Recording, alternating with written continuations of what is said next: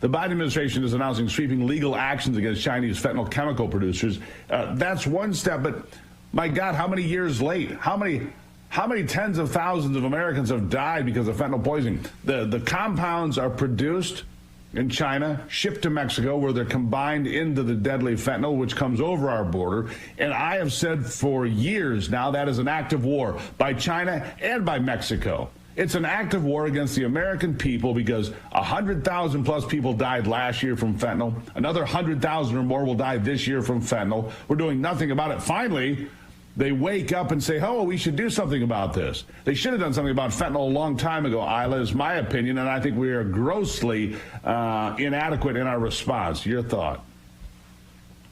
Absolutely, Steve. And I think this is not the first time we discussed about the fentanyl trafficking into the United States, right? We all remember that the fentanyl came from a Chinese professor who worked at MIT and reported to the CCP of its funding of fentanyl and suggests that the CCP can produce fentanyl as a national security strategy and can earn huge profits out of it. And that this is how CCP started its production lab in Nanking City in China and produced and started trafficking fentanyl, to the United States since then. The Chinese Communist Party's officials had never stopped its selling or production of fentanyl, had never talked about anything about fentanyl in the States.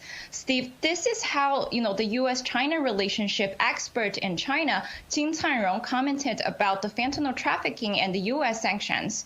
The U.S. now has several aspects to sanction against the CCP, including forced labors in Xinjiang, fentanyl trafficking, and dumping products to the U.S. However, all these are unjustified and untenable. Strictly speaking, with the law, we, the CCP, are not responsible for all these matters. Thinking about how many lies they have been telling about, and this is the CCP who implemented the whole fentanyl trafficking plan to the United States, released the virus, and lied about all its crimes and cover up the facts.